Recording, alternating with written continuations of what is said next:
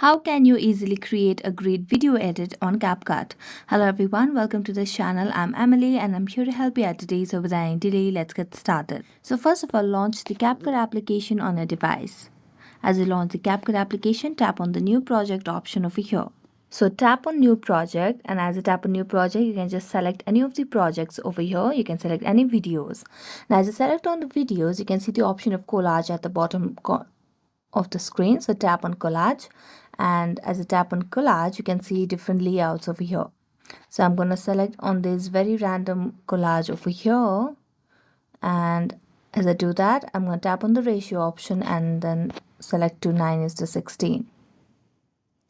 Then tap on continue, and as you tap on continue you'll be able to see that you have created a great video edit on CapCut. So you can make necessary edits as well over here. You can do it as per your conditions or your requirement. So that's it. Thank you so much for watching this video. See you next time.